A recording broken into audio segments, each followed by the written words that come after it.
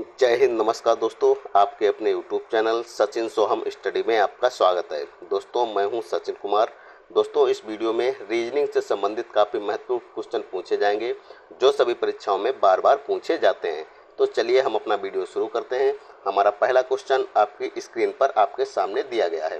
पहला क्वेश्चन है हमारा, यदि 6 में गुणे 3 प्लस 5 बराबर 10, 8 गुणे 2 प्लस 5 बराबर 20, तो 4 गुणे 2 प्लस 8 बराबर क्वेश्चन मार्क। ठीक है दोस्तों, क्वेश्चन का कहने का मतलब है कि जिस प्रकार यहाँ पर 6 गुणे 3 प्लस 5 को यहाँ पर 10 लिखा गया है, उसी प्रकार जिस प्रकार यहाँ पर 8 गुणे 2 प्लस 5 को यहाँ पर 20 लिखा गया है, उसी प्रकार हम क्या करेंगे, 4 में गुणे 2 प्लस 8 को यहाँ पर राइट आंसर लाएंगे। ठीक है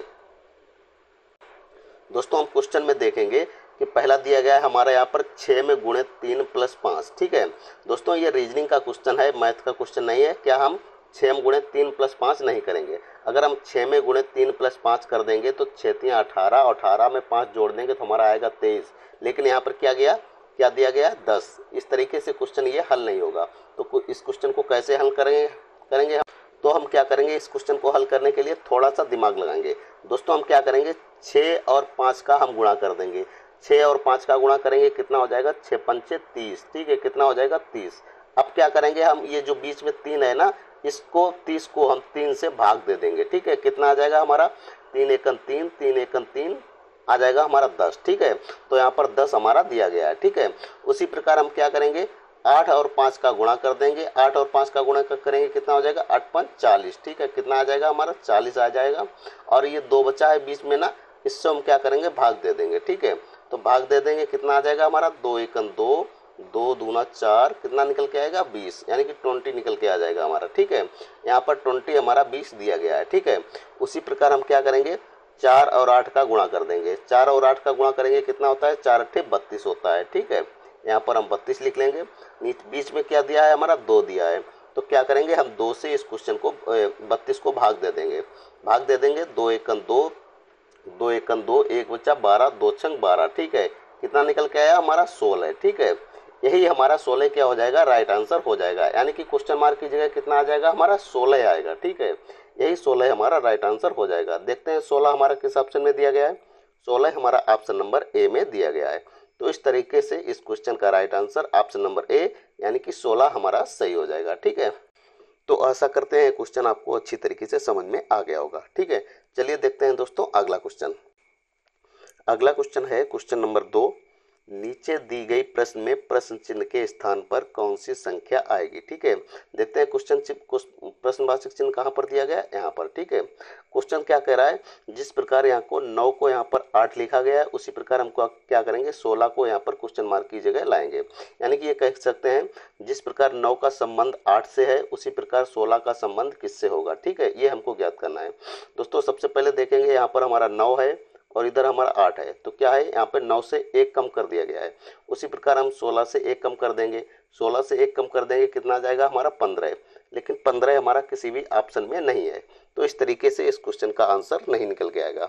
तो हम क्या करेंगे, थोड़ा सा इसमें दिमाग लगाएंगे। ठीक, तो थोड़ा सा देखेंगे, ये 9 क्या है, यानी कि 9 है, ये हमारा क्या है, क्यूब है कि वर्ग है? ठीक है, तो आप कहेंगे ये 3 का वर्ग है। क्या है, 3 का वर्ग है, 3 3 का 9। ठीक है, और ये आगे देखेंगे 8 क्या है, ये हमारा 8 का क्यूब है, यानी कि घन है। ठीक है, 2 दूना 4, 4 दूनी 8। ठीक है, ये क्या हो जाएगा, 9 हमारा 3 का वर्ग है और 8 हमारा 2 का क्यूब है, यानी कि घन है।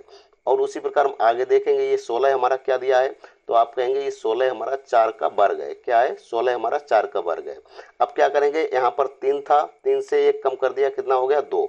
उसी प्रकार हम यहाँ पर 4 है, 4 से 1 कम कर देंगे, कितना आ जाएगा, 3।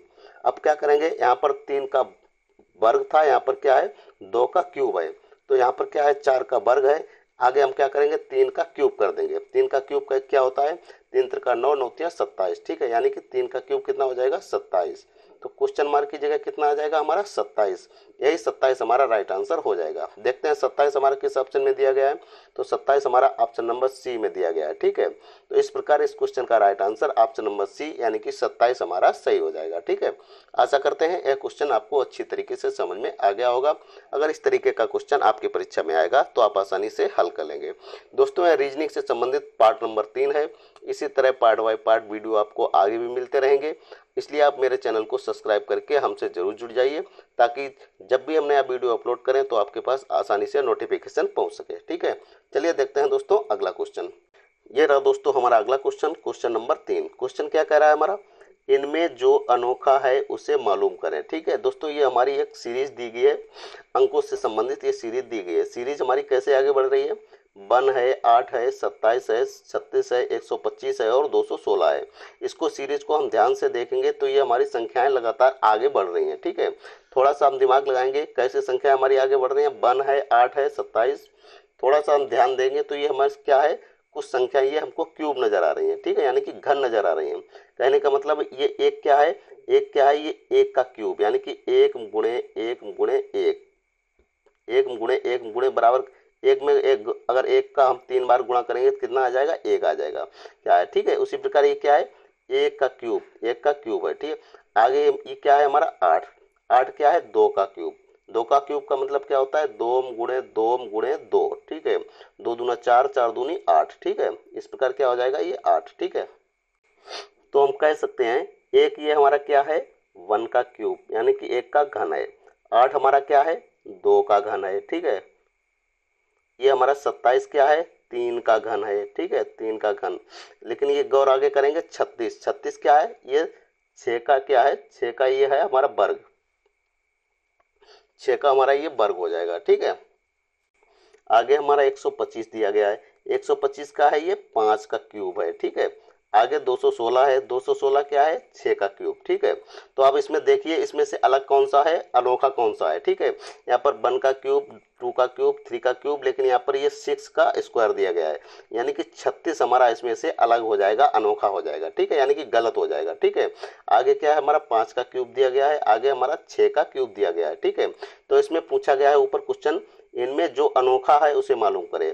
ये हमारे क्या है, ये सभी हमारे क्यूब हैं और लेकिन ये 36 ये हमारा वर्ग है, तो इसलिए ये हमारा अनोखा हो जाएगा यानी कि अलग हो जाएगा। ठीक है, देखते हैं 36 हमारा किस में दिया गया है, तो 36 हमारा ऑप्शन नंबर सी में दिया गया है। तो इस तरीके से इस क्वेश्चन का right answer option number C यानी कि 36 हमारा सही हो जाएगा। ठीक है, आशा करते हैं यह क्वेश्चन भी आपको अच्छी तरीके से समझ में आ गया होगा। ठीक है, चलिए देखते हैं दोस्तों अगला क्वेश्चन।